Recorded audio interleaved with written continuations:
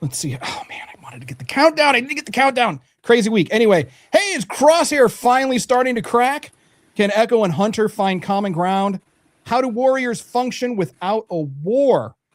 We're going to be answering all those questions and more. Maybe a war. We're going to be answering all those questions and more. What is that? Is that me? Maybe a war. Do you guys hear that? We're going to be answering all those questions and more. Oh, thank God. That wasn't just me. Is that me? Maybe a war. Do you guys hear that? We're going to be answering all those questions and more. Oh, thank God. That wasn't just me. Is that me? Maybe a war. Do you guys hear that? We're going to be answering all those questions and more. I'm just Oh, going to. thank God. That was. Am I losing it? Maybe a war. You are not losing. We're going to be answering all those questions and more. I'm just Oh, going to. thank God. That was. Am I losing it? Maybe a war. You are not losing. We're going to be answering all those questions and more. I'm just going to.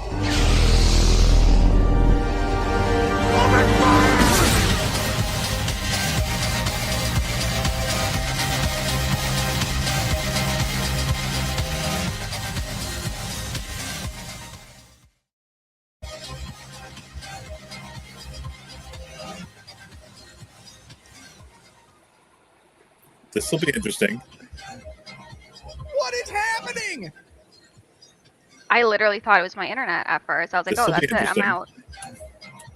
What is happening? I literally thought it was my internet at first. I was like, oh, This'll be that's it. I'm interesting. out. What is happening?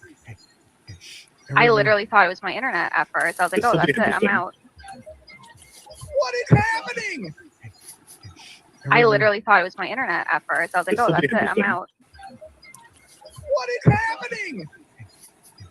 I literally thought it was my internet at first. I was like, oh, This'll that's be it. I'm interesting. out. And here we are. Hi. At first. I was like, oh, that's it. I'm out. Okay, I don't know what's going on. I'm gonna back out and then Okay. jump back in and see what happens. And here we are. Hi. At Okay. first. I was like, oh, that's it. I'm out. Okay, I don't know what's going on. I'm gonna back out and then Okay. jump back in and see what happens. And here This'll we be are. interesting. At first. I was like, oh, that's it. I'm out. Okay, I don't know what's going. And then there were three. Oh my gosh. So, hey, anybody watching us right now, this is not normal, but it is normal. Our old friend technical difficulties. This is Mercury retrograde. Sorry. Yes. Mercury For those of you that don't know, retrograde. we are the Star Wars Safe Space. Blah, blah, blah, blah, blah. I'm Crash. That's Tony. That's Talia. Tommy's going to work out some technical kinks and be back with us as soon as he can. But in the meantime, Keeper of the Holocron, T to the Oni, say hi. Hey, everybody, welcome back to the galaxy. As you can see, the galaxy is acting up today. As Thalia said, we are in a weird place astrologically, and apparently the galaxy far, far away is feeling it too. But that's all right, because we're still here. We're going to have a good time tonight. We got a lot to talk about, and we're just going to stall a little bit and have a little bit of fun. So if anybody's out there listening, hit us up with some questions, and we can have a little fun while we wait for our fearless leader to return. And joining us once again is the Astrology Jedi, Talia. How you doing? Hello. So glad to be back. I really thought my internet was going out though, and I was like, I've never seen this before. But then all of you started looking freaked out too, and I was like, oh, it's not just me. That was the strangest thing I think I've seen, and I've been from one side of this fandom to the other. I've seen a lot of strange stuff. So, anyways, while we're waiting for Tommy, just to give you guys a quick refresh, we're here to talk about the Star Wars in chronological order. We've been rewatching the shows. We are currently jumping in to season 2 of The Bad Batch. In this, if this is any indication, things are going to get interesting. So we watched the first 4 episodes of season 2, and as before we get it deep dive, we'll get Tommy back in here hopefully. Tony, what were your initial thoughts of these episodes? So, going into these episodes, I was looking forward to seeing if there was going to be any off-camera growth, and there definitely seemed to be right away. I mean, we immediately jump in and see Omega with a much bigger role than she had previously. So that was a lot of fun and getting to see that. Yeah, a lot of fun with these episodes. I'm going to cut it back to our fearless leader, who has apparently returned from the black hole in which the audio went. So, So what had happened was We'll cover that after the show. Why don't we just kind of like go into our? I guess, but you know what? We've already dipped our toes in this. I have literally like 75 tabs open. In one of those tabs, I had our YouTube channel. The mic was in the picture. Well, what had happened was I just had it on our page. I didn't have it actually like it was just on our YouTube channel. But when the live stream started, it automatically started on that other tab that I had open for everyone else too. And I couldn't find it. Oh. I couldn't find it. But what? Thalia, what happened? My ring light just died, obviously. Obviously. It's just that kind of. There we go. So hey there, Star Warriors. Welcome. Welcome to Star Wars Safe Space, your non-toxic hallucinating Star Wars show that doesn't make you feel bad for not knowing that the pirate world of Aina Bonnie from Bad Batch Season 2, Episode 1 is named after real-life pirate Anne Bonny. So whether you are a hardcore Star Wars fan or just a little Swarzy curious, this is your Star Wars Safe Space. We are the Circle of Nerds, and we do absolutely love Star Wars, even if we don't always like it. Crash, you already did introductions. So, I missed one. Hi, folks. I'm Crash, captain of the Parma Flyer. So, you can only go uphill from here. So let's lock in those S foils and get at it. Yeah, let's do the thing. Let's do the thing. All right. So, oh my God, I need a drink. Hold on. Stand by. Somebody mentioned Karen Travis. Okay.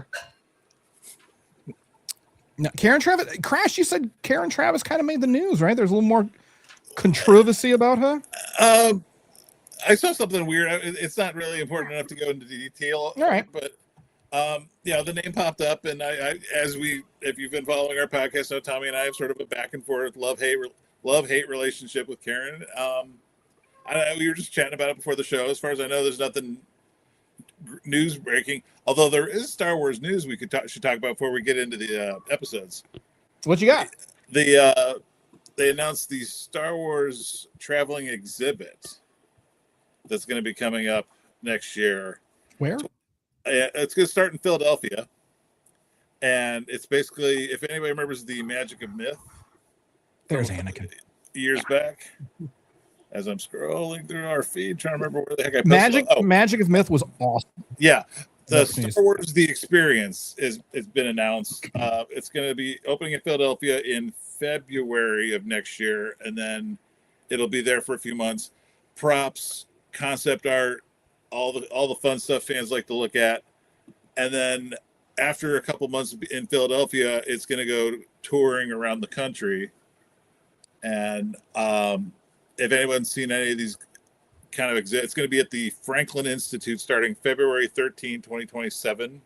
As part of the 50th anniversary celebration. So you got a Star Wars celebration. We're going to have a traveling exhibit of Star Wars history and memorabilia, probably updated with stuff from the Mandoverse era and the sequel trilogy too, because they've had some great stuff at Anaheim on display. They brought stuff in from the Mandalorian, and when you get to see that stuff in person, it just sort of adds that extra layer of contact. Yeah. In the world where everything's CG now, it's really cool to see a full-size N1 starfighter with a little Grogu popping out of it. Mm-hmm. Yeah, so that'll be fun. It's nice when they use the practical effects. I think it always adds a different element to it. I think probably for the actors as well, because they're actually like interacting with something than having to use their imagination. And we have an Anakin sighting. Anakin is on site this evening. Goodness gracious, he's just he's all about it. Look at him. Look at him. For all of our listeners, look at the cat. See? Yeah, he was crying before I had to pick him up. It's like he might just sit here for a bit. Make sure the vibes are okay. Watch all of you. Right. We're all cat folk. Well, I'm cat folk. I don't know about you guys. I've got two. Oh, there you go. All right. So what's going on with these episodes? They're a little bit all over the place. But I think there still was what I observed anyway. You guys let me know your thoughts, but I observed kind of like this theme of like realization. So I think as the batch is starting to kind of find out and realize now is that winning the war was the easy part. Now it's like integrating. I think a lot of warriors feel that way. It's, integrating back into the world. And how do you become a warrior without a war at this point?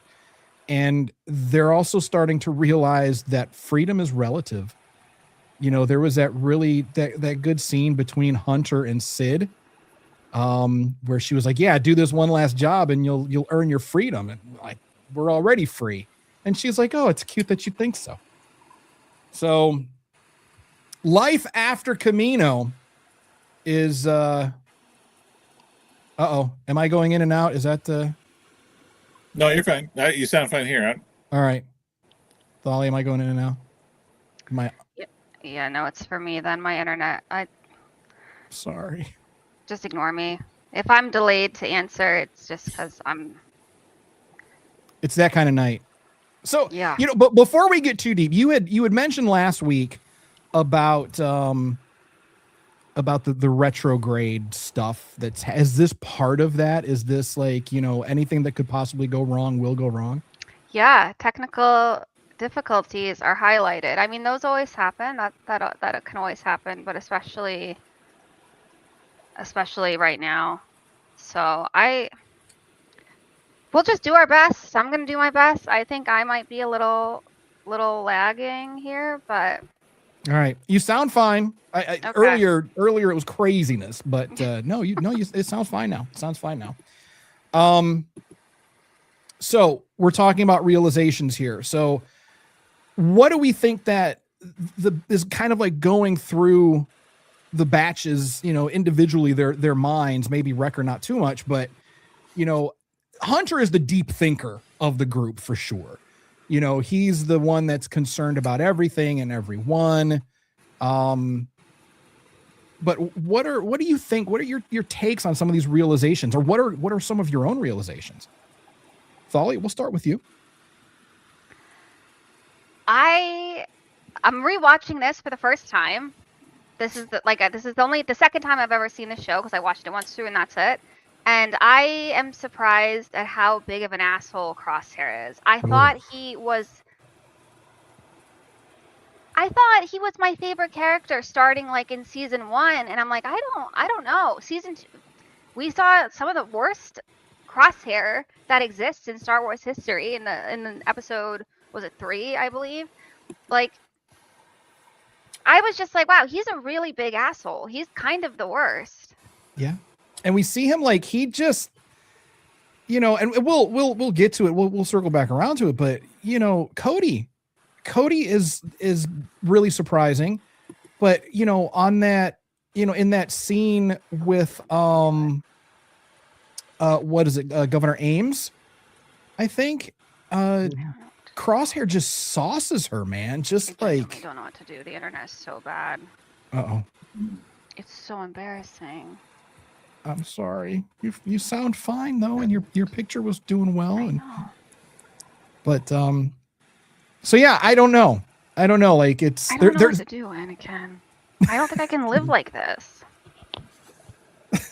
You're breaking my heart, Anakin. We just dropped into a telenovela radio drama. What's going on? Speaking of novellas and radio dramas, I don't think I can do it. No? No. Is it too bad? And you didn't do anything? Anakin. What's happening? Thali, are you okay?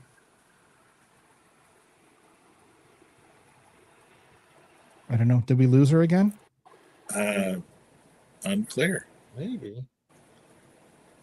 Not sure. Okay, well, all right, we're gonna press along.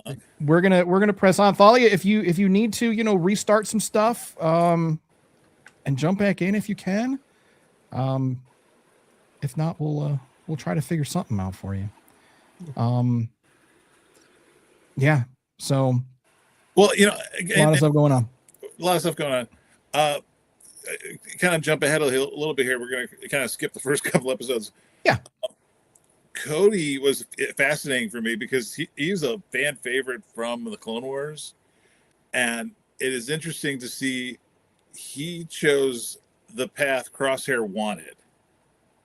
Hey, our friends from Pop Culture Addicts are Pop on. culture addicts in the house. So, if you pull up that one slide of, we were talking about Crosshair and Cody at the memorial. Oh, which one? This one. This is this is one. the This shot. kinda That was says it such a all. good shot. This kind of says it all, really. Such a good shot. If you don't know, this is supposedly a memorial for the clones that fought in the first Battle of Geonosis at the clone headquarters on Coruscant. And Crosshair gets assigned to Cody to go on this mission, and I was fascinated because Cody took the path Rex did not. Rex is sort of fermenting a rebellion and helping Ahsoka and Bail Organa and who knows who else is working in that end of the galaxy. Yeah, we all need more Cody, brother. We definitely need more Cody. And at the same time, here's Cody, who we saw execute orders. So, he fired at Kenobi. He with no hesitation. There's a meme going around the internet that was sort of comparing Rex's hesitation to Cody. Was just like, fuck it, shoot him, And it was interesting that after this mission, after seeing the Empire for what they really are, Crosshair and Cody both are starting to have their doubts about, good soldiers following orders. Right. But, and let's explore that. That was going to be for like the second part, but I mean, since we're already there, let's just dive in. Let's look at that. Cause we've got, there is a code of honor. Good soldiers follow orders until those orders violate that code of honor and their integrity. And we got to see that with Wilco. I was not digging Captain Wilco at first. I'm like, this asshole, here's another one. But he literally sacrificed himself rather than falsify a report. And that just shows the depths of what this empire is becoming. That just simply fudging. They have to keep the fact that Clone Force 99 is still out there a secret. Rampart has to keep that secret from Tarkin. This is going to blow up in his face. Rampart's a piece of shit, but he's got to cover his ass. So again, these clones are disposable. And I think from this episode I liked at the end was Cody and Crosshair realizing that that was mostly a cloned unit that went on their mission, and for every clone that went down, when the reinforcements came, they're the prototype they're TKs. They are literally replacing these guys in the field like they're disposable heroes. And this was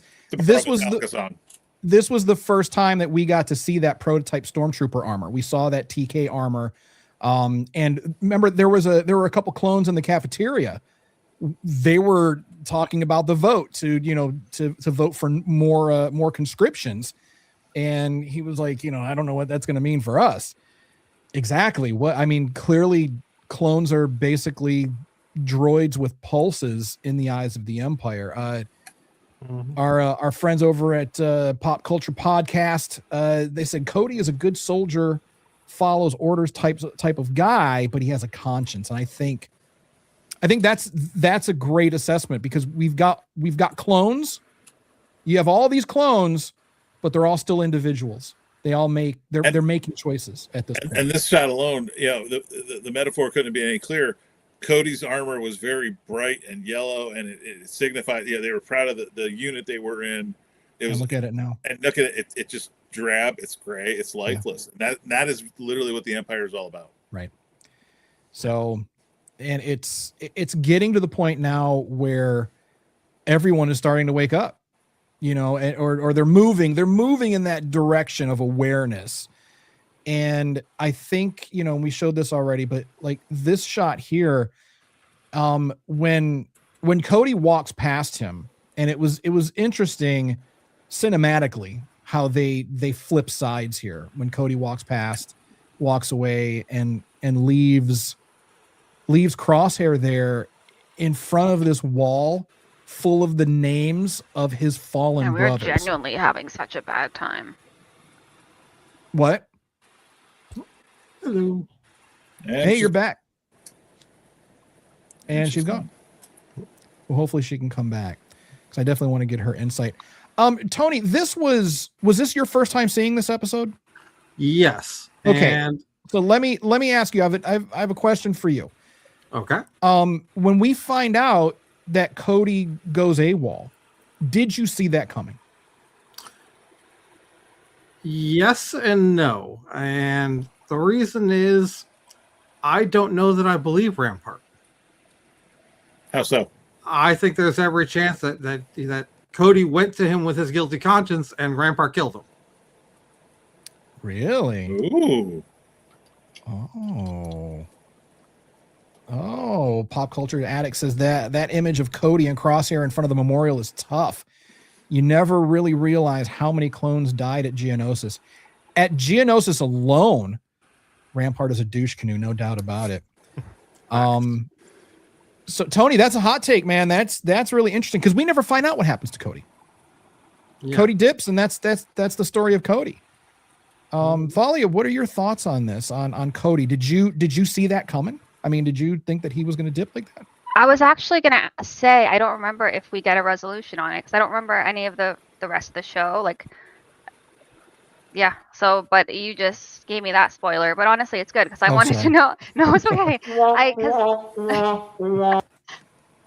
right. Because I was like, I really don't recall ever getting any resolution, and that's it. So they say he goes AWOL, and that's it. He vanishes. Yeah, but now Tony's got me thinking. What if Rampart did take him? I mean, he killed Wilco without hesitation. Yeah, I feel like it's kind of implied that he got killed. And again, we've talked about it before. This is why, Dave Filoni, come on, man. We need a Tales of the Clones. I know we had 7 seasons of the Clone Wars, but there was Jedi, there was political intrigue, there's all that other stuff. We need a Tales of the Clones. We need to find out about Cody. We need to find out about Gregor, Rex, and Wolf. I want to know about the homeless clone trooper that we see in what was that? Was that Obi-Wan Kenobi? Obi-Wan Kenobi. What's up with him? How did he come to that state? I assume he was a 501st trooper, so I'm guessing the 501st guys never made it off planet. Once everything ends, did they just? I mean, apparently they just kicked him to the curb. I mean, can you? I mean, find him a job at the VA at least or something. I mean, he's a veteran. Come on, my guy. Anyway, so one realization that I had, and I just want to talk about this for a second. You guys know, initially, I did not care for Omega. Did not care for Omega, at all. She was annoying. She was a nuisance. She was just a rock around their neck. I want to formally and fully apologize and retract all of my earlier statements that I've been making about Omega for these past many years. That young lady is a certified badass. That whole opening scene, what a way to start a season. That whole opening scene was just a banger from start to finish. It was adventure. It was like Indiana Jones. It was like everything about it. And she had such a good time. I mean, she, that was dangerous. You have to stay in the ship. Yeah, but it was fun though. I mean, it's she's taking out the crabbies. Just hardcore and definitely pulling her weight and then some. One of my favorite weapons in Star Wars. I love her crossbow so much. It's so cool. Oh, are we doing a drinking game? So I missed it. All right, What's I my did too. arm? Oh my goodness. So that's our drinking game. Is every time that I say Omega. Okay. Oh my god, my cat's crying. All right, come We here. drink. Come on up. We drink. You We go. drink. Pop Culture Act said Cody needs his own show, at least a solid run of episodes in a future Star Wars show. Yeah, I agree. Oh yeah, I agree. So, what are our thoughts on Omega at this point? We're talking about realizations. I mean, what do we think? I mean, is she starting to realize that she's, a more integral part of the team, or she's getting some confidence? That's for sure. I think it's really heartbreaking how we see her risk everything and try to get credits because she has so much guilt that she's the clones or just the Bad Batch is in this situation because of me because she overheard Echo and Hunter, and that made me almost cry. That was such a pure like childhood trauma response that she was having. Like, Like I have to literally prove my worth. Can you call up the slide of her and Echo in the container? Ruin 3. Ruin 3. There you go. Here. If anybody, you want to talk about a deep cut, this was a great scene for me because Indy, right? Indiana Jones. Gonna get out of the story. This is a perfect metaphor for the Indiana Jones ending of Last Crusade. Yep. Yeah, she was so guilty about ruining their lives. They had to leave Camino for her. She was obsessed with treasure. She was obsessed with getting money because, again, talking to Sid, money equals freedom, and she feels she owes her brothers the freedom that they lost to save her. So when Echo's sitting there, I always want to, Indiana, let it go. Because I have that moment, and my dad was the original Crash. It was a hockey family name, and I inherited it after he retired coaching. He still calls me Jeffrey, but every once in a while, when it's important, he'll throw the name out there, and I'm like, oh, this is serious. So for me, I love this Indiana Jones kind of callback where it's like, because she may be the older sister, but she also looks up to these guys, and for Echo to tell her, forget the money, we will find another way. We got to get out of here.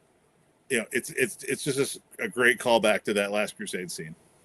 Yeah, it was almost shot for shot. It's like Indy, let it go. You almost wanted her like just reaching with her finger for a jewel or something. Yeah, she was heartbroken. Speaking of heartbreak, pop culture addicts say Omega's coming to age in this series is very heartbreaking. She comes to a realization that although she is a clone, she is unique. She's unlike the rest of the clones. And I think that's an important lesson that we're seeing throughout this series. We got to see a lot of clone individuality in the Clone Wars, but now it's like it's moving in a different direction. And speaking of Echo and Hunter, what are your thoughts on this? Because Hunter wants this peaceful life, settle down somewhere, give Omega a life of peace. And Echo is like, let's go rebels. Like he's hard charging. So, I mean, is this going to cause additional undue friction? And who's right, if anyone? Well, I mean, from my perspective, there's no question Echo's right. I understand where Hunter's coming from. Sure. But he's looking, and honestly, like, I'll get into this a little bit more later, but as far as this particular debate is concerned, we talk about Omega being, unique among clones. If anybody's unique among the clones, it's Echo.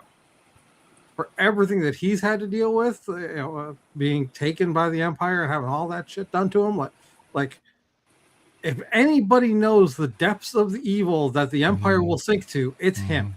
That's a great point. So I completely understand his point of view of no. We have the ability to do something. It's our responsibility to do something. It's the equivalent of the with great power comes great responsibility. And they have power, a lot more power than most people do in this galaxy right now. So they absolutely have a responsibility to use it. They have power. Do they have freedom, though? No. There's a catch. That's fair, but realistically, the only way for them to get their freedom is to use their power. And if they're going to use their power, they might as well use it to fight. All right. I mean, what else are we thinking? Thalia, what do you think about that? Like, Hunter's take versus Echo's take. Tony says there's only one answer, and it's the fight. Echo goes hard, like with just like justice this season. Like I feel like I guess it doesn't come out of nowhere, but I remember as I'm watching, I remember like the first time watching it being like, wow, he's really like, he's going to like run for mayor or something. Like he's like really fired up. Right. And then watching it again, I was like, oh yeah, that's right. I remember like being like, he is like really worked up about this.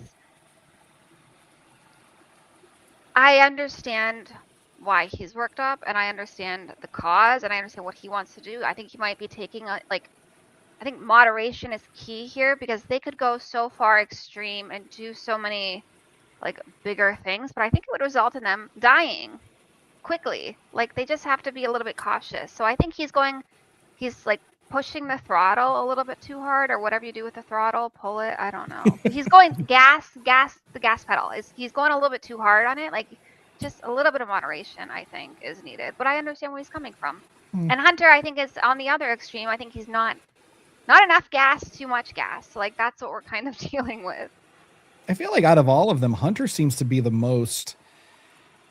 He feels to be the most. I don't want to say confused. Confused isn't the right word, but for lack of a better word, confused about his place in all of this. Everyone else seems to be pretty dialed into who they are, what they are, but he's just kind of like going back and forth between protector, warrior, big brother / dad. I mean, he's bred for war, but he wants a peaceful life for her. And then when Echo said, well, we're in this life because of her, I was like, ouch. Ouch, guy. That was, oof. Yeah, I don't know. Crash, what are your thoughts on that? Where do you think these two are? I kind of agree with Tony. I think Echo came to the batch late. Yeah. So he's had more time out as a reg than he has with the batch. But again, as I said before, his loyalty has always been with Rex. And when Rex asks them for help, anytime Rex asks them for help, he's the first one to say, yeah, I'm in. Right. And that's fine because, again, we know what he's been through. We know what the Techno Union did to him and the Separatists did to him. Uh, And it's like, okay, he doesn't want that to happen to anyone else in this galaxy, let alone other core clones. And my time's up. I don't know what the hell that was. That's the second time I've heard that. I don't know. But he really does believe that, he even said, we should be doing more. And I think he really believes that, they've had a good look at what the Empire is like. And he knows what Rex is doing out in the galaxy. And he thinks they should be doing more. Yeah, that's a good point. But it's interesting, though, too, because Echo left Rex. Rex was like, are you sure you want to go? And he was like, well, this is where I belong. So he left Rex to go hang with the batch. But now I feel like, I don't know if he regrets it. I don't think he has any regrets. But he wasn't, because of what happened to him, I don't think he knew he could fit in as a reg. Yeah, they were even reluctant to trust him because they thought he was sort of like a Trojan horse. Yeah. And the Bad Batch just welcomed him in unconditionally. Right. But then now post Order 66, he wants to go off, hard charging with Rex. Mm-hmm. So I get it. There's a scene earlier in that same episode where they're at the, I can't remember the character's name, so I'll just refer to the voice actor, Hector Elizondo's place. And Echo has his helmet off and he puts the helmet back on from behind. You can see the massive hole in the back of his helmet. Yeah. Because he has to fit it over that I guess prosthesis. Yeah, that contraption. And just you see that right there and you understand. No. What the Separatists did to him was up. Awful. And so, no, I do not blame him in the slightest for being like, no, we have a responsibility. I have, even if I didn't have a responsibility, I want revenge. Fuck that. And that man on Sereno, his name is Romer. He was a local, and it was interesting because, he's talking to Tech about the politics of the Separate. They remember the propaganda they were told with the Republic about the Separatists, how, Count Dooku, led a revolt and all this stuff.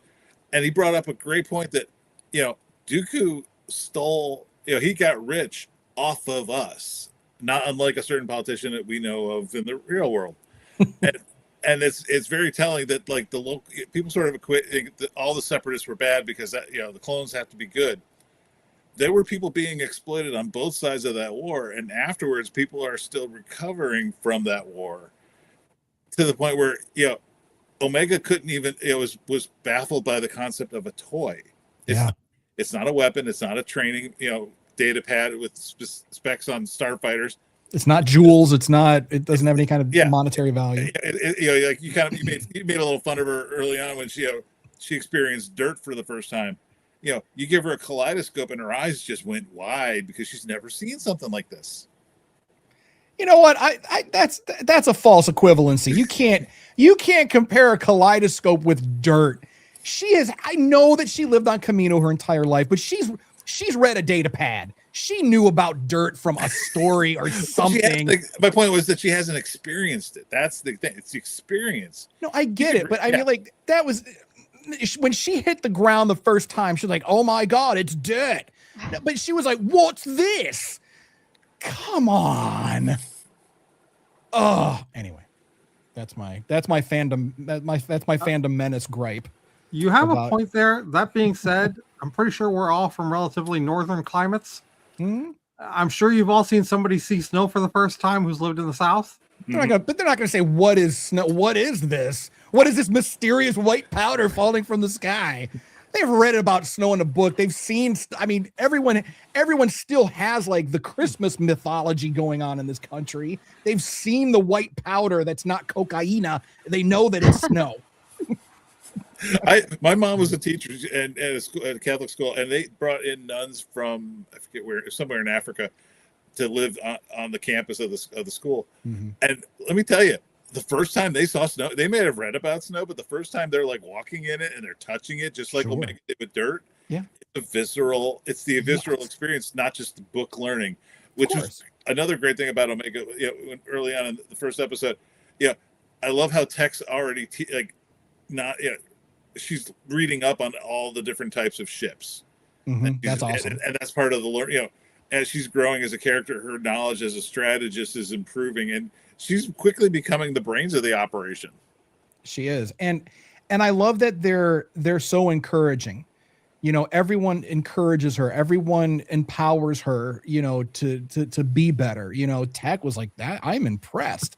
When she talked about the retro rockets on that container. So I'm very, very quickly starting to really enjoy Omega. I have 2 daughters, and it's like it's like watching one of my girls growing up. It's like so cute.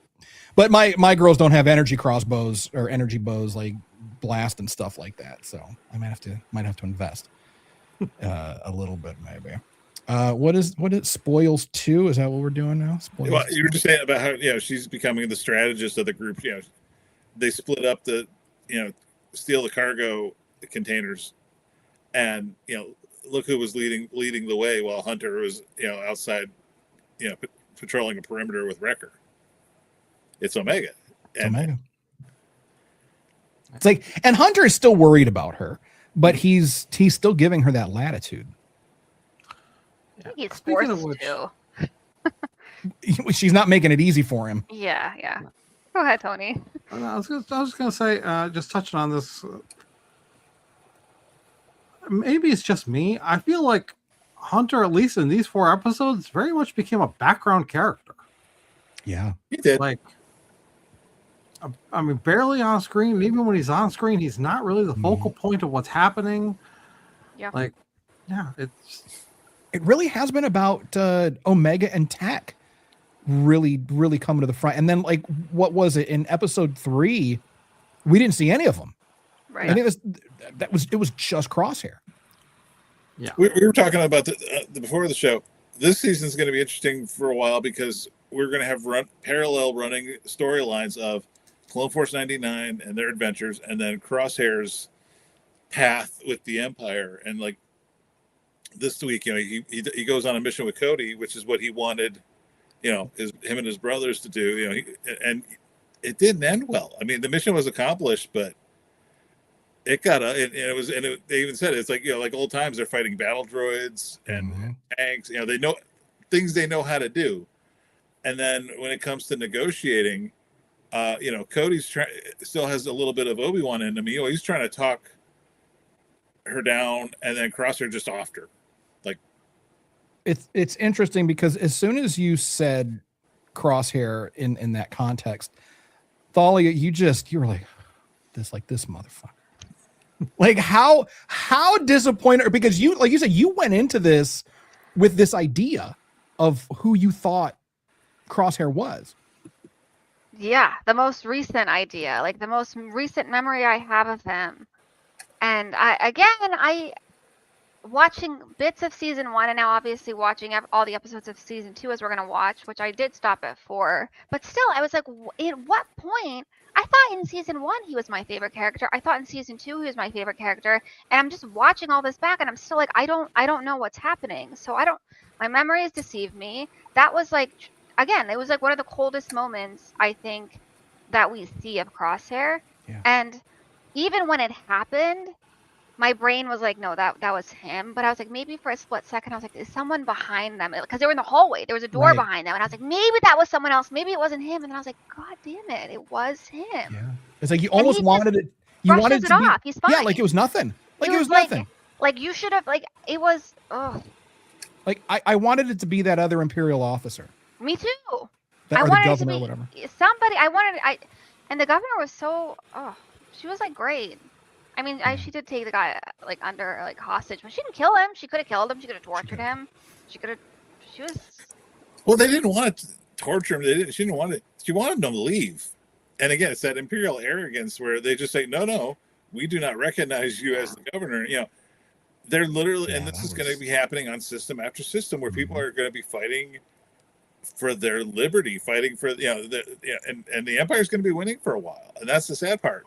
But you're starting to see all these little pockets of rebellion on different planets, and a lot of the things we heard them saying on Andor start to realize, yeah, there's going to be a lot of, but after a while, there's going to be a lot of pissed off planets out there. Yeah. And Speaking of Andor, I had such bad, like, horrible flashbacks of Nemec getting crushed in the Aldhani run, and then them in the cargo tech and Omega and Echo in the cargo and all the crates flying everywhere. I was like, oh God, I hate this. I hate this. And then Texla gets crushed. So yeah, and you notice that the Echo, the first thing they did was throw Omega under the cargo webbing, in a safe compartment so that she's out of harm's way. Mm-hmm. I mean, they're good guys. They are good guys, and there's no question about it. Like, and they're really going hard on showing just how evil the Empire is. Like, I mean, the Empire is showing their ass like 100%. Like, it's just, you can't, like, there's still people out there that are, that are like, oh, the Empire is like the coolest and blah blah blah, and it's like, shut the fuck up. They have cool clothes, but they're not the coolest. I mean, it's like, they are the bad guys, clearly, for a reason. There's no ambiguity. There is no gray area. There is no from a certain point of view. They're the fucking bad guys. And, we look at the Bad Batch. They're not anti-heroes. There's no gray area for them. They are the good guys. They are heroes. And we see that time and time again. Like you said, I mean, they made sure Omega was as safe as she possibly could be. And I'm glad they took 10 seconds for Omega to just look at the crate full of credits and just, again, like, shoot. It was a way of saying in so many words, there's no such thing as an ethical billionaire. Yeah. And I'm just glad that that's basically what they say. Like, Dooku has all these credits because he has, like, just taken advantage of planets, of millions, billions of aliens, whatever, of just people. That's and the his only way. people. Yeah, and his own people. Like, what? Yeah. There's no such thing as an ethical billionaire, and I just was like, I'm glad that they're pushing that message home. Yeah, it's true. I agree, and it was. I got choked up when I'm getting choked up again. Think about it. When Omega, she's like, I got the shiny stuff, like, because they told her get whatever's shiny, whatever's heavy, and this hardcore kiddo went in there and grabbed as much of the shiny stuff as she possibly could. And and then we had that cool Indiana Jones moment. The Bad Batch is a good show. It's just a good show. Now, with these episodes, they did kind of feel like they're a little disconnected. And Crash, I think, I'm, taking a page out of your book, especially when, we're dealing with Dave, these things, they're prologues to something else, right? I mean, that's what you always say. If it doesn't make sense, Filler episode is filler episode's prologue. And I think that's what's going on here as well. I mean, and I think season 2 is doing a really good job of building on this family dynamic, because we built the family in season 1, and now in season 2, we're stressing that family. We're seeing, how strong that relationship is and how strong those bonds are. And then we saw it with Sid, when Omega stuck up for Sid aggressively. and Aggressively to some guy who's like 10 feet tall. Thanos. I don't know why they put Thanos in this show, honestly. well, his species was a background character in Force Awakens. He was in the Maz's Cantina. That's right. That's right. So I don't think it's the exact same guy, but it's a callback.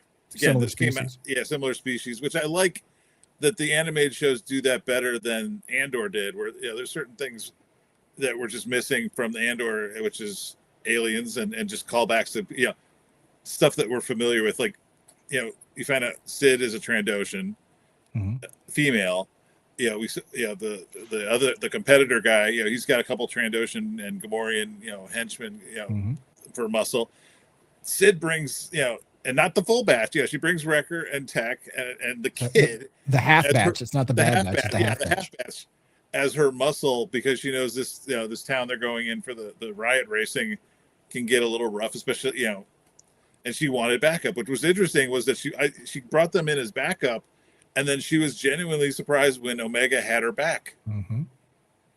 And how great's the animation that we could read that on her face? Mm-hmm. I mean, that says a lot. And anyone that's like, oh, it's just a cartoon, it's a pretty badass fucking cartoon. I mean, I didn't get like these emotions off Bugs Bunny. I mean, Bugs Bunny's cool, but I was never tearing up watching an episode of Bugs Bunny, or maybe a couple episodes of Scooby-Doo, but this is... They have the micro expressions down.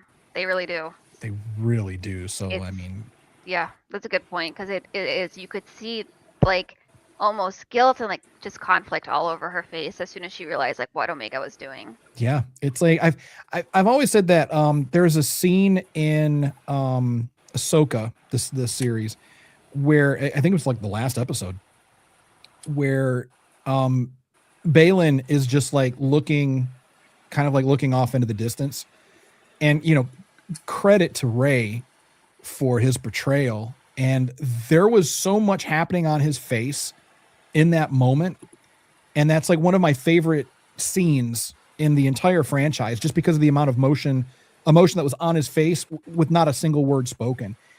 But seeing Sid, I feel like we've got that level of expression because there was multiple emotion on her face at the same time in a cartoon. So, and speaking of Sid's got a little extra competition with Fee, right?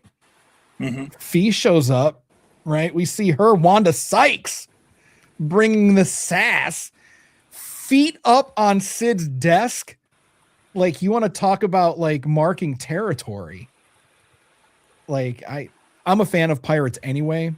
So and Tony, so again, your first time, what were your thoughts about Fee? Like, just, and just being aggressive. Well, I mean, obviously this is my first time seeing this character. I have no idea if we're going to see her again. But I mean, first off, it's always, I presume we probably will see her again, because I don't think you get a name like Wanda Sykes to come in and do a role for just that 30 seconds be done. Yeah. But I mean, that being said, I know nothing about this particular character outside of what little they show us. And, if we do see more of her, great. That'd be fun. It's always great to, develop that story, develop that lore. Well, first impressions of Fee. Honestly, I mean, I don't really think that I saw enough of her to get a real impression outside of just somebody that knows her place and is confident in what she can do. But I mean, that's about it. That being said, while we're talking about voice actors, I will say, if you're gonna get somebody to portray a gruff, powerful dude, I mean, who are you gonna call, right? Ghostbusters? Yeah, because it's Ernie Hudson. He played the other racer. Yeah. Guy. Wait, what? The big I guy, didn't- the Sid, Yeah. the one that was like holding Sid prisoner. That Yeah. was Ernie Hudson? That's That was Ernie Hudson. I thought I recognized the voice, What, but what was his character name, Tony? Can you look that up? Real quick? Yeah. Yeah. So- Go ahead. No, go ahead. Okay. Well, I was just going to say, and that's what, we talked about it a little bit when we were talking Clone Wars. Star Wars animation has earned a bit of respect in the industry because of the quality of the Clone Wars series. So moving on into Bad Batch, it was shocking, but not shocking that a lot of good voice actors and a lot of actors who are maybe a little too old to play roles like they used to would be interested in playing a character on a show like a one-off character on the Bad Batch. It just shows the quality of the animation, the quality of the storytelling in these series. Just because it's animated doesn't mean it's not good. Right. And I think that they're doing, in addition to the animation quality, and it holds up. I mean, the animation's holding up. I mean, it still looks really good. But what I was seeing too in these 4 episodes was the balance between the action and the emotion. There was, it didn't feel like one was overpowering the other. I mean, I got my action fix. There was a lot of really good action, but then the emotional moments, they didn't drag on. They didn't take anything away from the story. It just felt like everything was hitting the way that it was supposed to hit in the right measure. And I don't know if that's just says something about, the writing itself, or the fact that we're rewatching it, except for Tony. I don't know. It's just a good show. It's probably going to sneak its way up into my top 5 for Star Wars projects. I don't know. We'll see. I mean, maybe I'll hate it again by the end of season 3, but I doubt it. So Thalia, I wanted to ask you, now that your expectations have been completely subverted and betrayed by your memory, what do you think is next for the batch? Do you even want to speculate at this point? It feels weird trying to speculate when I do have a half memory of like what happens. Okay. But all I can say is, like, watching this back, what can Crosshair really do that makes me feel like, oh yeah, that's redemption? Because he has now done so many bad things where I'm like, I don't think people say that about Anakin. Like, does Anakin really deserve the redemption arc that he has? No, not at all. Right. And No. it's like, I mean, okay, Crosshair to a much lesser degree, obviously. He does a lot less than Anakin and Vader, but still, I'm like, I don't know. A couple of good scenes. I'm still going to be like, Crosshair, you fucked up. Like, you can't come back from that. So I'm just going to wait and I'm just going to judge the old version of me that at one point was like, no, Crosshair's a good guy. Like, no, he's not. Period. Point blank. He's not a good guy. And I'm judging myself for ever thinking otherwise. Don't judge yourself. You're growing thanks to Star Wars. I guess so. But also I'm like, how naive was I a few years ago to think that this was you can have a redemption from this. You can't. It's not. No. And he was involved in that first little mini massacre of those refugees, him and his first squad. They wiped out grannies and kids. I think there were kids, if I remember correctly. I don't know. But we know there was a couple little old ladies in that group, unarmed. Right. So this isn't his first offense. It's just continued. He just continues to be like really, really bad. So, I mean, is there any possible hope for redemption? I mean, other than self-sacrifice? I mean, and even then, I mean, even then we should be like, no, he's still not, like, he had a little bit of a change of heart at the end, maybe, but like, no, this does not take back what he's done. So I don't know. I'm having a little bit of trouble with that. But I love seeing Omega grow up. I love how she has her own she has her crossbow. I love that. And I like how she is learning something so different from each of the Bad Batch. Like she's, Tech is teaching her stuff. Wrecker, I don't know. We'll see. We'll see how Wrecker helps develop Omega beyond like snack habits. But we'll see. But like Hunter, I think is like emotionally developing her like a little bit. And it's nice because she's just learning a little bit of everything from all of them. And that's really, really nice to see. She's gonna become the best of all of them. Yeah. I feel like with her and Hunter, that's such a great dynamic because I feel that he's growing more because of her than she is because of him. That's some fair. ways. That's fair. In some ways, but I mean, I like that Tech is just the dutiful school marm. Like, what's this unscheduled break? They're on this beautiful tropical beach planet, and she just wants to hang out. And he's like, nope.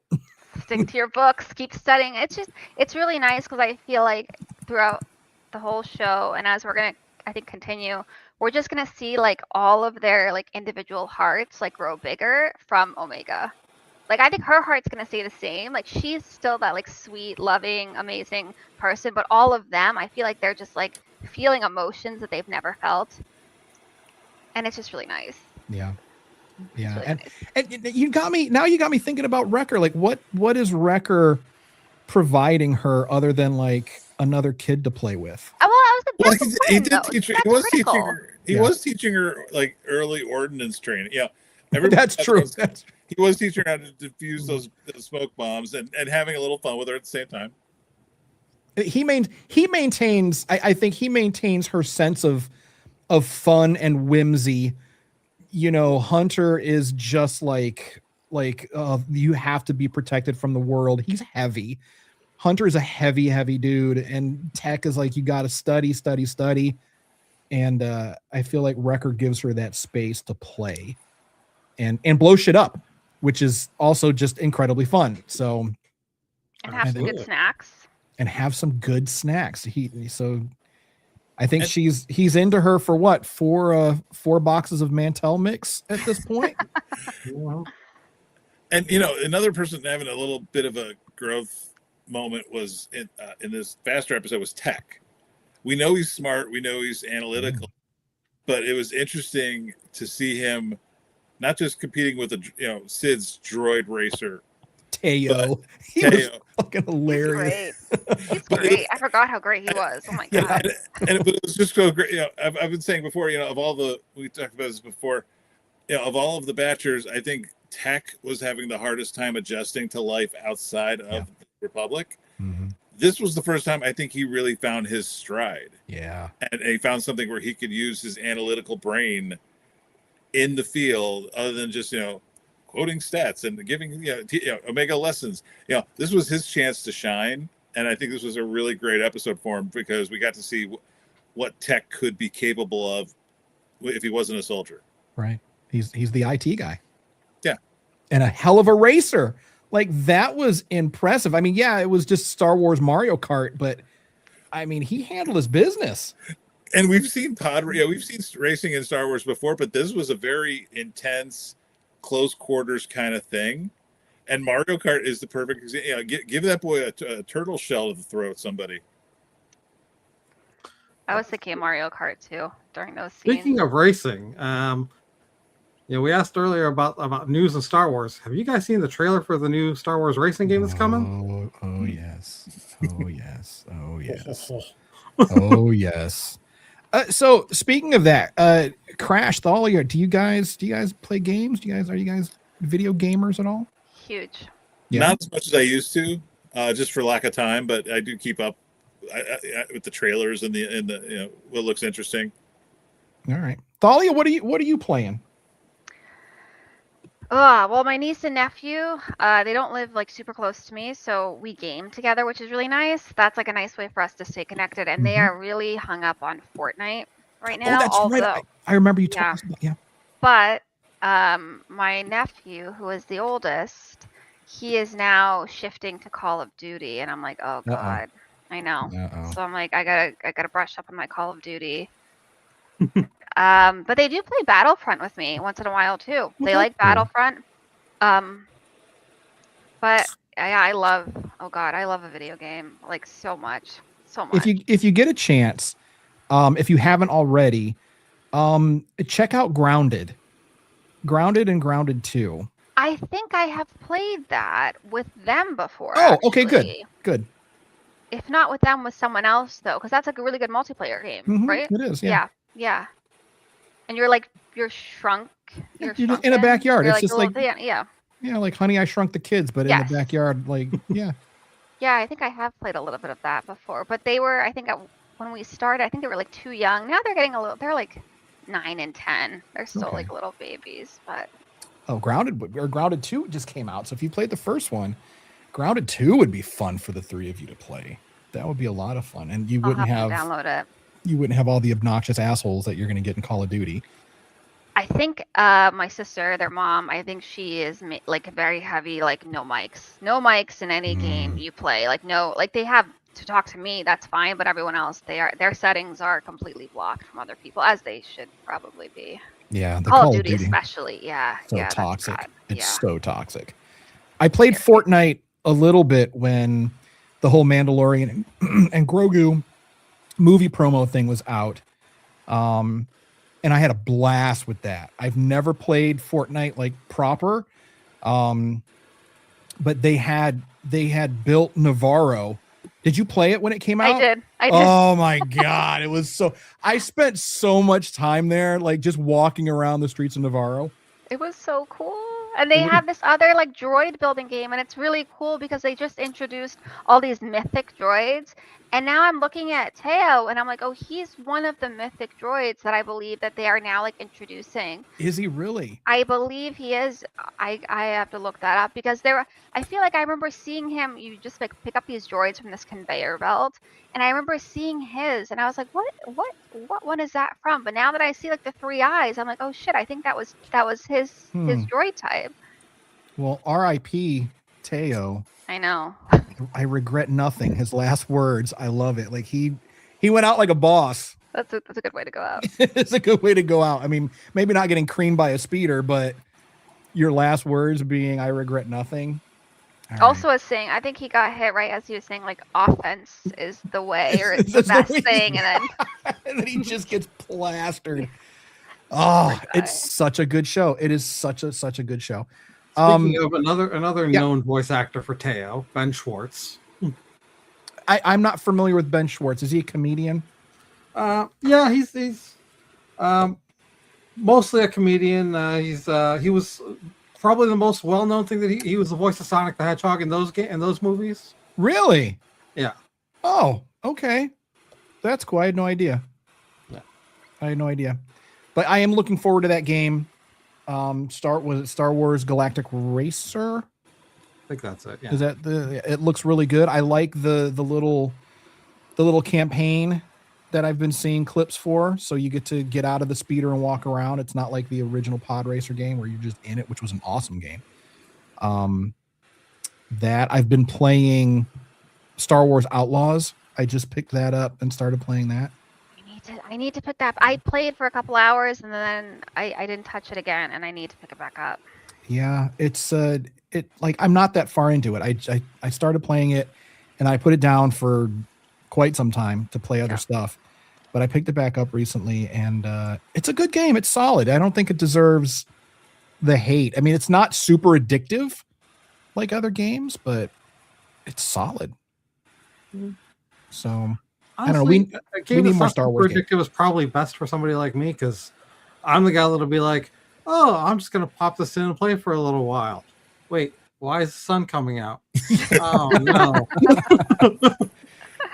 Yeah, I've got a couple games like that, but Star Wars Outlaws is not that game. You can play it, you can pause it, you can put it down and walk away from it, and it's good. It's a solid game, and I think we need more Star Wars games.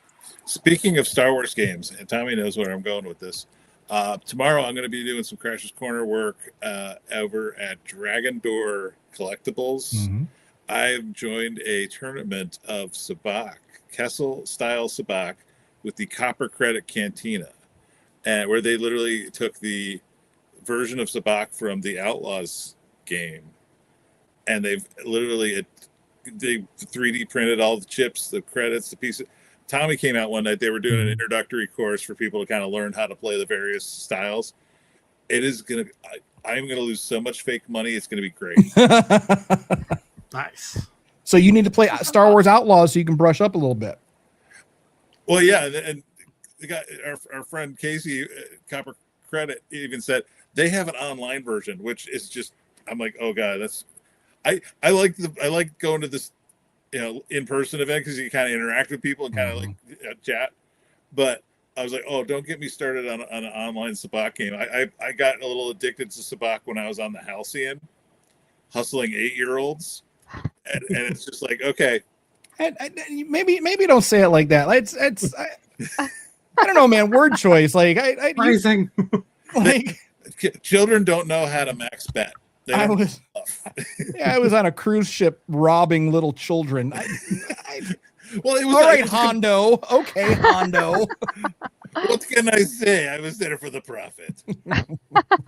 My God. Poor kid's a skeleton crew crashes over here robbing them. Poor kids. God. Oh man, Skeleton Crew, man. We need that season 2 to come out. I'm watching season 1 for the first time right now.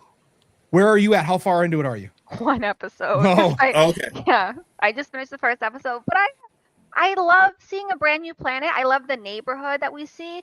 Also, I gotta say, I like screamed at, oh no, what's his name? There's Neil is the elephant looking one, and then Pim, is it? Whim. He does the Cyril style face plant into a couch on episode 1, but he did it first. That came out before Andor, I'm pretty sure, right? Remember, Cyril doing the face plant when he's like doing the mother, not mother, the mother visit, yeah, and that was like the face plant that was heard around the Star Wars universe. But I'm like, oh, Wim did it first. He collapsed into the couch first. Couldn't believe that. So I am watching it for the first time. You are currently watching my 100% bar none all-time favorite show, favorite project. Like it's my favorite, even up against all of the films. Like everything about Skeleton Crew, I love. I have no criticism, no notes.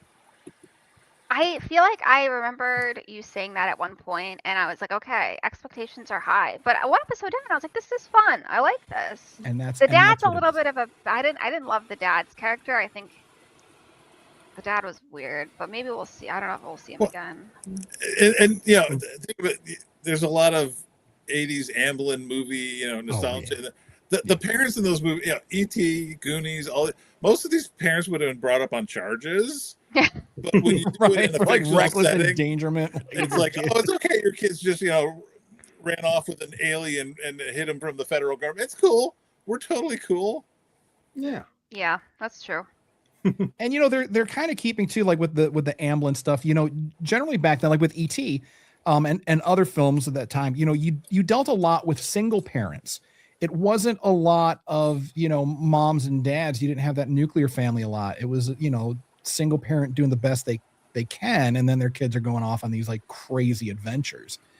But it's missed opportunity. They didn't have any of the ETs in Skeleton Crew. That would have been great. That just seems like a missed opportunity. So I guess that's my only note. So in season 2, they need to have. I mean, we saw them in the Senate, so. I mean, it's already there. I mean, you've already tied it in. They're already canon. So you've got it. I mean, and this just makes sense. It's so good. And Ollie, you're not an 80s kid. You're not anywhere. 80s kid. Close though. Nearly right at 90. Okay. So you got some of the 80s. You got a little bit of a little bit. The stuff. Yeah. So. But I have never seen Goonies, and I know everybody says the show is like that. I've never seen it. It's only like that because that's the kind of thing our generation of Star Wars fans remember. There's a little more to it, and I said it when we were doing our review of the show. 80s kids tend to think that everything since then revolves around their memories, just like this new Masters of the Universe movie, they have to remember it the way it was when they were a child. Younger audiences are going to find their own path through to this show, and they're going to correlate it with something else. It might be something like Power Rangers or Hannah Montana. Whatever you grew up loving, you're going to see it in new forms. That's fair. That's fair. And I've told people, I put this out in a video that the only critique that I'll take for Skeleton Crew is from someone who's like the age of 12 and under, because that's who this is for. If you're older than that and you enjoy it, that's just a win regardless. But if you're going to critique it as an adult, nope, I'm not hearing you. I'm la la la la la. No, only 12 and under get to critique Skeleton Crew because it's that good. Speaking of critiques, I'm gonna actually bring us back to the topic at hand here, because I have some critiques for these what was the topic at hand? We've like shit on the topic, like I don't know. Episodes 1 through 4. There we go. Okay. Thank you. Yeah. Thanks, Mom. So overall, I enjoyed these episodes. That being said, and I said this at the end of last season, I don't understand Crosshair's motivations, and I still don't. And now it's compounded by the fact that I don't understand Rampart's motivations either. Like, I'm sorry, there's just like in Dave we trust, but I don't know what on earth they were thinking with this. It just doesn't add up. I mean, what are you confused about with Rampart? He just wants to always look good. He's a power, like we used to, like in the military, we used to call people like him rank burners, because it's like that's all he wants to do is just burn through rank and climb that ladder. And I totally get that part, but literally this guy goes from killing somebody for refusing to retract that the Bad Batchers showed up, to embracing one of the Bad Batchers on his team. That's true. You get that whiplash. Like I'm sorry, like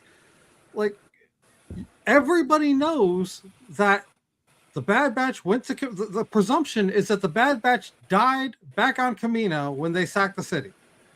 And Crosshair was part of that operation to lure them there to their death.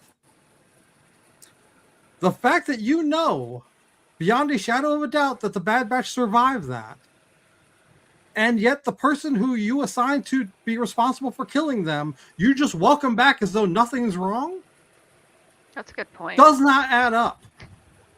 I think with Rampart, you have easy, Tony. Don't hurt. No, he's right though. No, God, and he's watching this with fresh eyes. We don't Right. have that, Yeah, and that's actually a good point. I'm glad you said that because, I wish I had popcorn. I'm here for it. By the way, they said he was stuck on there for 32 rotations. Yeah. I'm sorry, what? Yeah. 32 rotations? Like, I know that there are some creatures that live in that water there, but I mean, unless you're telling me that Crosshair is a good enough shot with a laser weapon to shoot through the water to kill creatures, to fish. Yeah, come on. Of course he is. Even then, forget the fact that that's all salt water. You can't possibly survive on salt water for 32 days. Like, none of this adds up. No. All right. So normally I would say the Force, because that's the cheat code in Star Wars. If you have a question about anything, he used the Force. He used the Force. But clearly that's not going to work here. But I'll use the other cheat code, military clone trooper. He's got all those little pouches and shit on him. He's got stuff in there. You know, he's got ration packs or ration bars of some sort. He has the means to create fire. So we know that he's, of course he does. So first of all, he's got his little mirrors, his little reflectors. You can make fire with that. But you need something to burn. There's no wood. We didn't see that much of that planet. Well, there's always something to burn. He's on a giant landing pad and can't get back into the city. He could just use it to like just cook the fish like that. Or he's having sushi. The other thing too, though, is we don't know what a rotation is in hours over there. Yeah, every planet is different. Right. Well, the tendency in Star Wars lore has always been they base rotations as basically literally a rotation. Coruscant is sort of the like Eastern Standard Time. That's of the galaxy. metric. That's like Earth. So a rotation on Coruscant would be considered like a full day, depending on how long Camino's orbit, around their sun. So is. roughly a month he was there. Yeah. If that's all right, if we're going for like 24 hours in a rotation. Yeah. Yeah. But I mean, that could be. It could have been. He could have been there for 3 weeks. I mean, we don't know like exactly. And look how skinny he is, Tony. I mean, the guy already doesn't hardly eat anything. That man needs a burger. I mean, of any of the clones, every time he goes to eat, he gets called to the principal's office. Yeah. Also true. I was getting so annoyed by that. He's like, CT. First bite. Yeah. No wonder he's all pissy and angry. Can that man have breakfast? He wakes up in the morning. He's in a bad mood. He sits down to eat breakfast. The other clone troopers are side-eyeing him. As soon as he gets into his cereal, Admiral Rampart wants to see. He's like, you motherfucker. Rampart does that on purpose. I think so. You think he's got a security camera and he's just waiting for that spoon to get right to his mouth? Yep, and he's like... And then he hits the intercom? He hits the intercom. I'm telling you, because he's trying. It's the same reason that Palpatine put Vader in that painful, uncomfortable ass suit. It's just a control thing. It's, and Tony, I agree with you with what's Rampart's motivation. You would think that in order to cover everything up, the first person he's going to sauce should have been Crosshair. Exactly. I mean, you schwack, poor Captain Wilco, but why not Crosshair? And I think he needs Crosshair right now. I mean, Rampart he's an idiot, but he's not stupid. And he understands how to play the game. And right now Crosshair is one of those pieces. He needs them. He needs Crosshair for leverage, especially over the other batch. Yes, but Crosshair in return has all leverage over him, because all he has to do is blow up his shit and say, yeah, like my crew is still alive, so all this was a lie. Like, sure, his continued life defeats the lie. But he's in an abusive relationship. Look at other people that you've known who've ever been in girl break up with him. It's like he's in that relationship, and we talked about that when he didn't go with the Bad Batch, knowing that Rampart tried to kill him. He was like, no, I'm going to go back anyway. How many people have we known? It's like, no, I can change him, or, he just had a bad day, or he just, had a little too much. He's not like this when he's sober.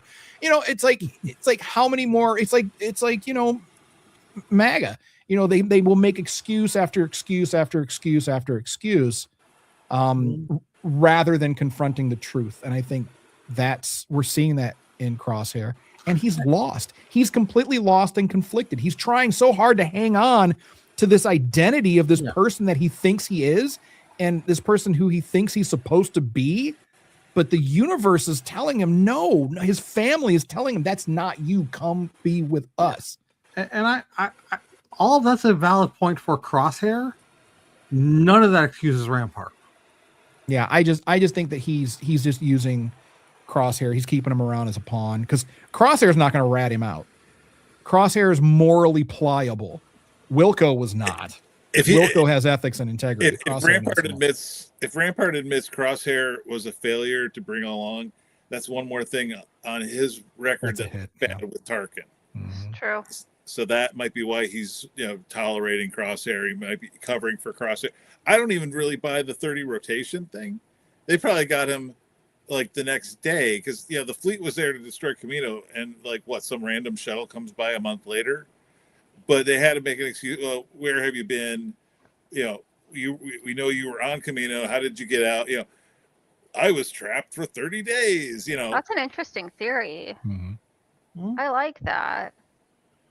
Like, did he have somewhere in his gear? Does he have some sort of a beacon or a ComSat or something? Because he wasn't cleared for act. Yeah, that was when you first see him. He's just in casual wear. He wasn't cleared for duty until they needed him to go off with Cody. So he was, and to be fair, too, to Tony, what you were saying is how did he survive? Apparently barely, because he was on medical leave for who knows how long. So I don't know what the time difference is, the time jump is between season 1 and 2. That's fair. So, we don't know that. I'm sure it's out there somewhere. I'm sure we can find it. I'm thinking like a few months to a year, maybe. Maybe not quite a year. And we do know that that they spiffied up their gear some, and They did. I wanted to ask you guys about that. What did you think of the upgrades? Because I asked our Facebook friends, but what did you guys think of it? For me, it's far more noticeable on Omega than it is on anybody else. Mhm. Which I don't know if that's just part of the accelerated growth that the clones have in them, and because she's so young, we see it. She's a bit more taller. affecting her. She's in her tomboy phase. Yeah. With longer hair, I think they changed her hair a bit. Yeah, she's a little taller. She's a little leaner.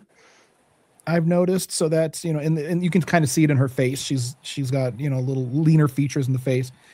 But like as far as their paint jobs, I get that they're trying to like blend in more, but guys, y'all still don't blend. Well, it was interesting. I'm sorry. One of our friends, James Thomas, had an interesting point. He said Tech barely changed his armor. And even then I was like, I'm positive it was only because the others told him our new color scheme is orange. If you don't change it, you'll be the only one not in orange. But that, again, going back to the faster episode with Tech, makes sense that his gear is for a specific purpose. It is logically thought out. So he's not Tony Stark. He's not looking to like upgrade his gear every time. He wants to keep it simple. He wants to keep it the way he has. He likes his gear the way it is. Everybody else sort of wanted to kind of. How many times we see them walking around with their buckets under their arm, walking through town, and it's like, oh wow, look, a couple of some Republic Commando troopers are strutting through town. Like that's not a dead giveaway. If they repaint their gear, maybe add on a few extra pieces, it looks more like a cobbled together piece of tech that maybe mercenaries would use. Salvage. Yeah, but then even Wrecker paints his same skull on there. Hunter does the same to a lesser degree, but I mean, it's like, come on, boys, come on. You still look like clone troopers. And it was interesting too. I like that Fee addressed the fact that none of them look alike. She was like, I thought y'all were supposed to look the same. And she looks like she had a little thing for Tech. She was like, hey there, Brown Eyes. What's your name? What you got going on? Okay. And I don't think Tech understands what flirting is. No. Right about that. No. It's like, that's a genetic mutation. Yeah. Yeah. He just like fires into it. No. I don't know. I don't remember if any of the batch find a companion or not. I don't recall. So that'll be good because I think thanks to our memories that we are kind of going into this with fresh eyes, fresh-ish, maybe. Fresh-ish. We'll see what happens. So does anyone have anything else on these episodes or maybe what they're looking forward to next in the next 4 episodes? Do you think we got a touch of force sensitivity with Tech and driving the not pod racer, but because watching it a second time, I was like, are they suggesting just the tiniest? Because he did pretty well. He's never done this before. He didn't have a practice round. He just jumped right into it and like killed it. And I know he studies the tracks. I know he had like that data behind him, but still, it's one thing to like know all the specs of something, but then also to execute. I was like, maybe just the tiniest. Maybe. Well, remember, he usually flies the Marauder anyways, and he's going to eventually start teaching Omega how to fly. He's a good pilot. So Good pilot. Okay. I think that's just natural piloting instinct as opposed to force sensitivity.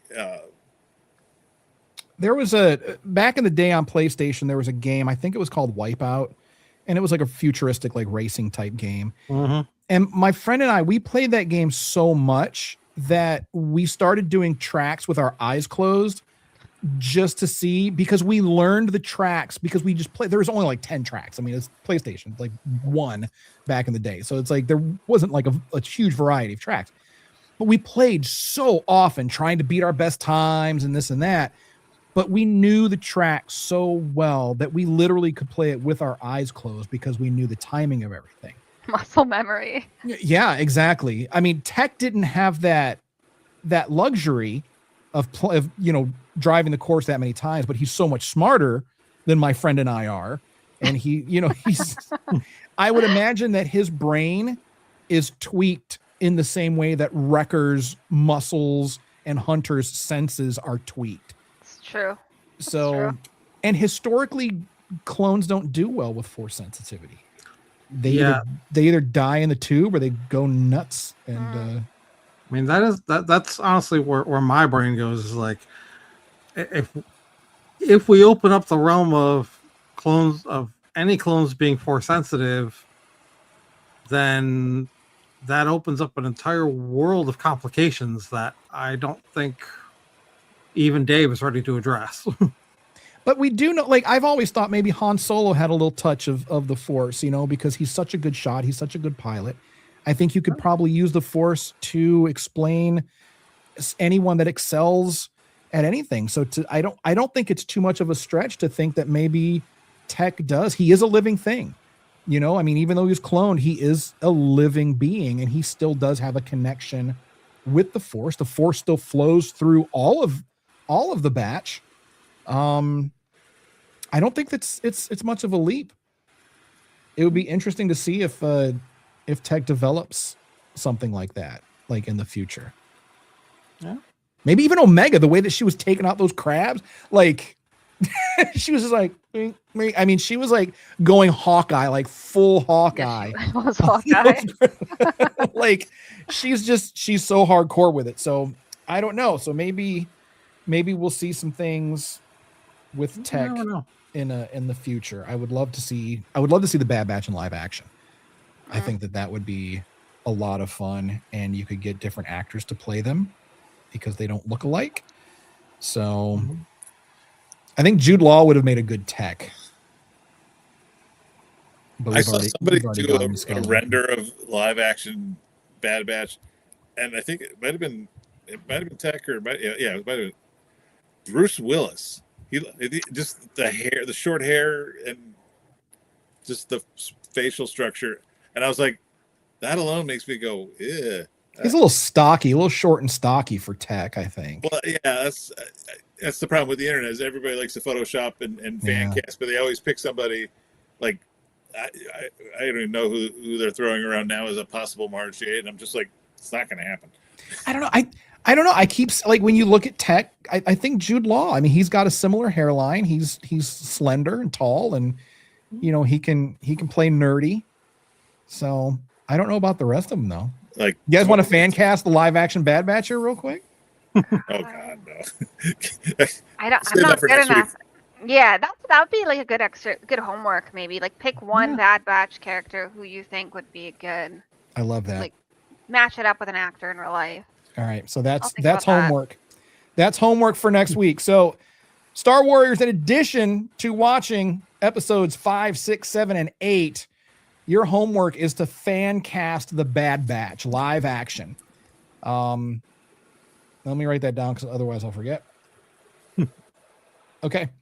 And you know what? We can even like vote on who we think has the best fan cast, and whoever it is, maybe we'll send them a T-shirt or something. We'll get them some. I need a T-shirt. Give me some. You all have them. I need to buy one. Maybe I'll just try to win this contest too. Well, I'll win the contest, and I'll also buy one. If you buy a shirt, I mean, would that make you an official member of the crew, or are you still like not ready to commit? You have commitment issues. Oh no. Dahlia's got commitment issues. No. For podcasting. God. No, it's fine. It's fine. No, it's fine. for everything. Don't worry. No worries. Yeah, me too. That's why we didn't do the show for 9 months. Like we took our 2-week break for 9 months. So hey, that's how I got my first hoodie, was through winning a contest. Oh, that's right. That's right. That was in the Circle of Nerds days. Yeah. That was back in the day. So yeah. And you changed the logo. First thing I said to Tony off air, we were in text, I was like, I'm not buying another damn shirt. I already got 3. No, nobody. You guys don't have to buy anything. You don't have to buy anything. I appreciate it. I got 2 of the discontinued logo, man. I'm sticking with them.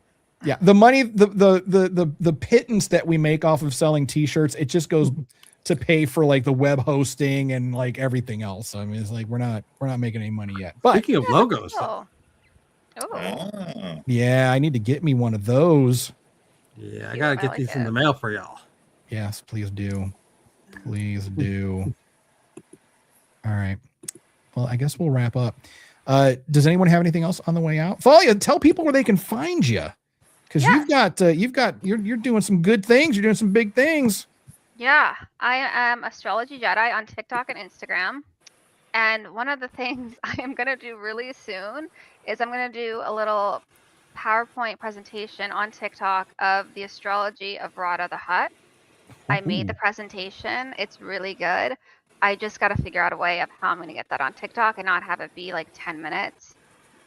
So it's good though. And it's some of my best work. So I'm really excited to show that. But yeah, everything Star Wars astrology related, Astrology Jedi on Instagram and TikTok. Excellent. And you said last week that Hunter is definitely a Leo. Yes. Have you assigned zodiac to everyone else? Yeah. Okay. I mean, we can go broadly, but I think Omega is a great archetype for Sagittarius. I love that.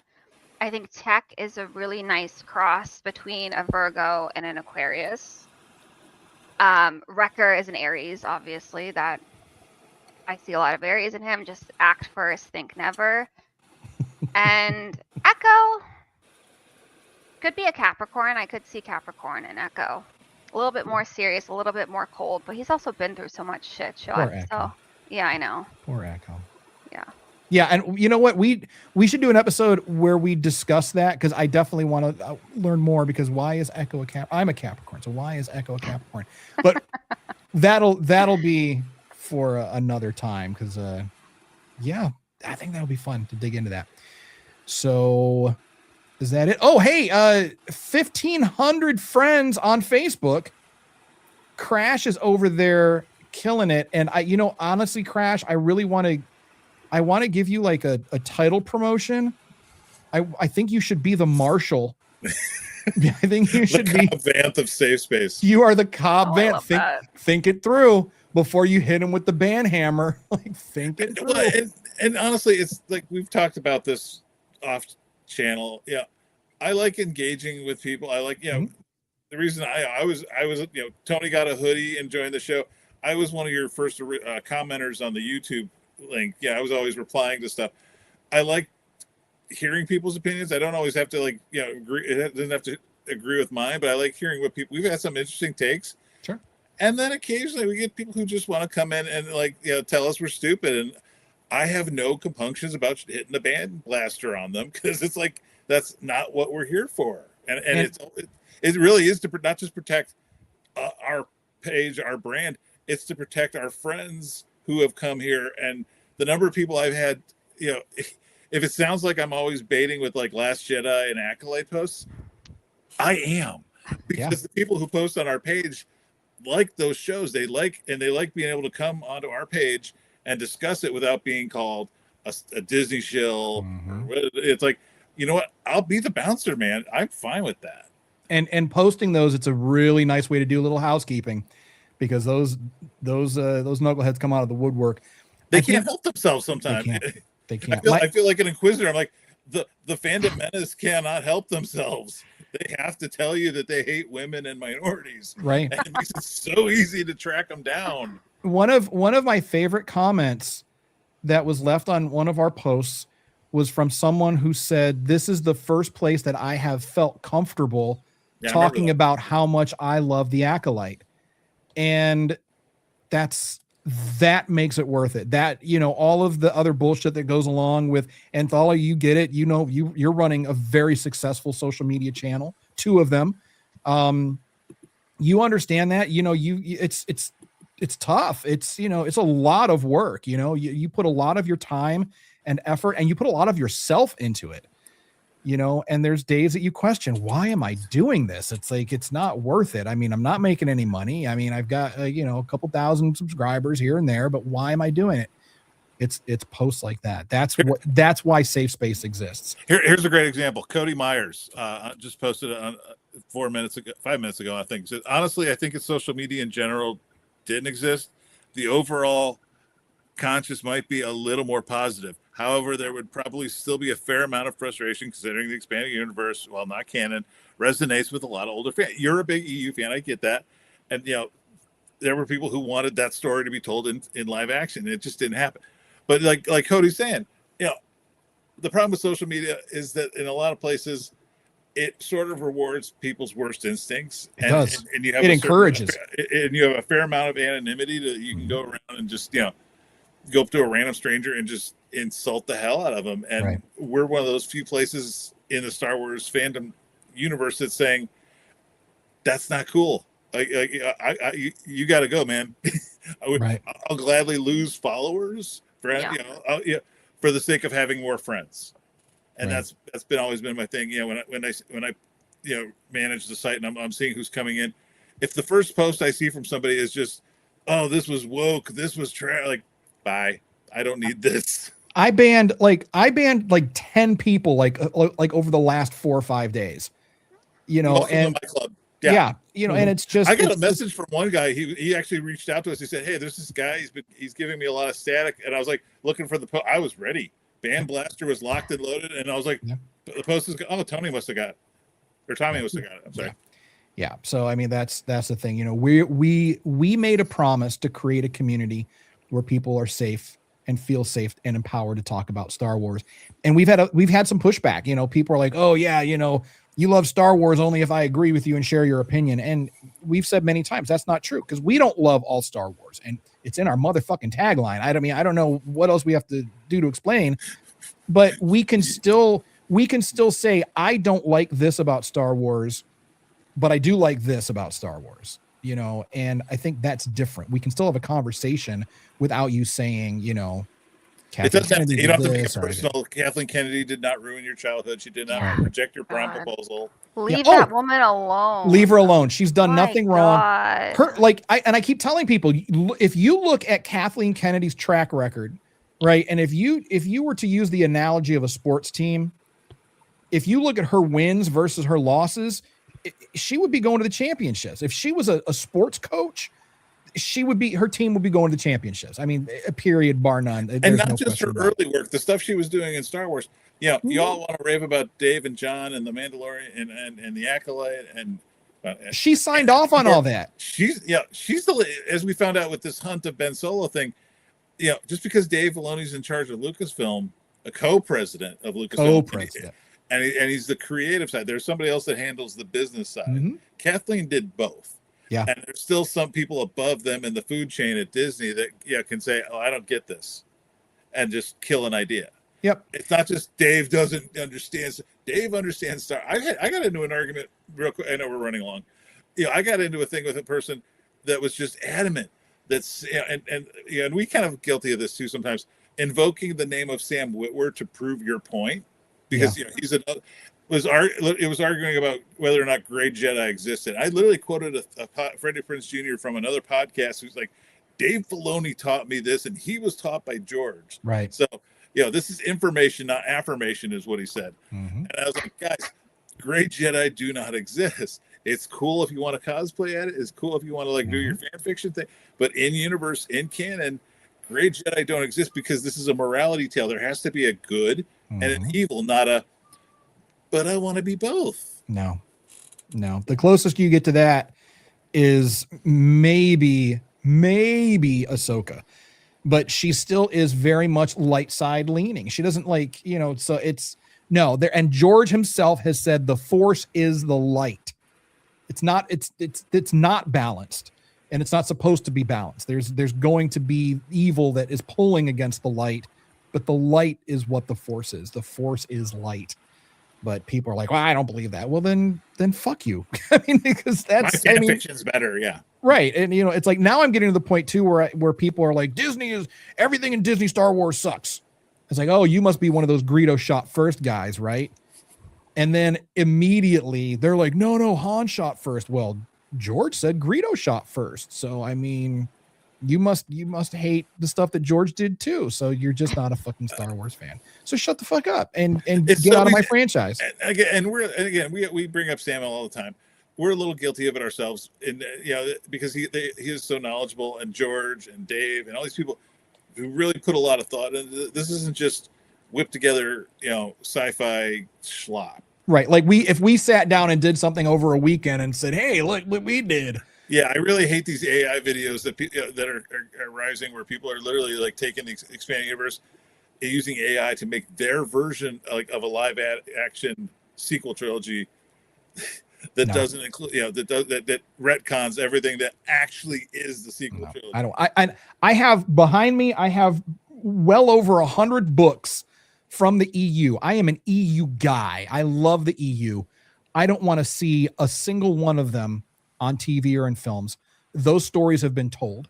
I've read them. I love them. The Star Wars police have not broken down my door to take them away from me. So I will always have the EU to read if I want to, but I want new stories, new characters. I want to, delve into the depths of, the underworld, the lower levels of Coruscant. I mean, I want to see and experience new worlds and new creatures and new aliens and new stories. I don't want the EU. The EU's done. It is done. And the sooner that these Star Wars fans embrace that, the better off all of us will be. Or the sooner they just shut the fuck up, because it's exhausting sometimes to hear these fucking assholes. Sorry, that's just me. No, you're not wrong. It's not just you. Why I oughta. All right. And I'll smack a dude, man. I don't care. And these assholes say this shit online, you will not say that to me in person. I promise you, you will not tell me this shit in person. I just taught my niece that, because she's been playing online with some friends that she knows in real life, but doesn't know super well, and they were not saying nice things to her, but they were at the big 4th of July party that we had, and she was kind of nervous about these kids coming, and I was like, okay, here's how it works. They're gonna say crazy things to you over their headset, whatever. I promise you, they are not gonna do anything right now. And afterwards, she's like, "You're right." I was like, "Yeah, they're way too scared. They're not gonna do. No one is gonna do that. It's very easy to be a bully, obviously, behind a keyboard, behind a screen." So she learned that, which I was really happy to taught her that lesson. And yeah, because she was it, and just as a kid, I mean, I'm glad we didn't grow up with this much technology. Truly, I don't think I would have been okay. Yeah, it was hard enough growing up without technology, but looking back, it was a fun existence. I mean, you had to deal with schoolyard bullies from time to time, but you'd never had to deal with random motherfuckers talking shit about you relentlessly. You'd have one or two guys in school, and eventually you took care of it one way or another. You took care of it. But now the kids don't have that luxury. I feel bad. Some of them, they just can't escape it. They get bullied at school, and then they get bullied online, and it's just, God forbid, they don't have a good home to go back to. So it's they have no safe space at all. Right. And that's right. And it's sad. So yeah, hopefully we can give people a little bit of a nerdy oasis in all of this with what we're doing here. So hopefully it's working. We've reached a few people already, at least 1,500. And I'm thrilled about that. So yeah, Marshall Crash, man, you're rocking it over there. Thank you. That's your new title. You haven't flown the Parma Flyer in a long time, brother. So I mean, you need to just retire from piloting and be Marshall Crash. Well, we can find a happy balance. I got some things Marshal of the Republic. Next month's going to be kind of interesting. I got some trips planned. All right. Nice. All right. So I think that's going to do it then for us, because we good show though, despite the rough start. Weird start. We stuck the landing though. It was a rough start, but we stuck the landing. So Talia, thank you again for joining us next week, if all goes well. I'm hooked. I gotta just continue watching and just judge myself forever thinking Crosshair was a good guy. Give yourself grace. Yourself grace. You were a different person. When you watched it, you were a different person. It wasn't 10 years ago. It was 2 years ago. 3 years. How long? Was it 3? I don't know. It's like a few years. It's a few years. But Not enough. Not but enough. You're a different person. You are I different. guess so. Give yourself that grace. Don't do that. You're a good person. You've changed. You've changed. You've been through some shit since you first watched that. You've been through some shit. Honestly, maybe. Yeah. Maybe. So now you're seeing things differently. Ugh. All right. That's going to do it. So thanks for joining us this week, folks. We appreciate you. We know you could be doing anything anywhere else right now, but you chose to come here and hang out with us and listen to the show or watch the show. So thank you. If you want more of this, head on over to our website, circlenerds.com. And you can also get some merch, circlenerds.com/merch right there, and pick up some of these fancy duds that we're wearing. And of course, as always, special tip of the hat to all of our active duty service members and veterans out there for doing what you do. We don't always agree with the government, but we do have a lot of respect for the men and women who put themselves in harm's way to protect others. So thank you so much for what you're doing there. So we are going to be live again next week, Friday night at 8:30 p.m. Eastern on YouTube and Facebook. So if you like what we're doing, you need a safe space to talk about Star Wars, join our safe space community on all platforms at the SWS Show. Drop your thoughts, theories, and hot takes in the comments. Tell your friends, tell your enemies. Join the safe space. And yeah, that's it, right? Anybody else? Say goodnight, Gracie. Good night, Gracie. All right, so that's going to do it. We are gone. We are out of here. And until next time, Star Warriors, always remember, rise, resist, rebel. And we will see you all next week. And I got to put this in here and do this. After the way they open with, let's see how this goes. Hopefully. All right, cross your fingers, everyone. Like Han Solo said, good luck. You're going to need it. All right, bye.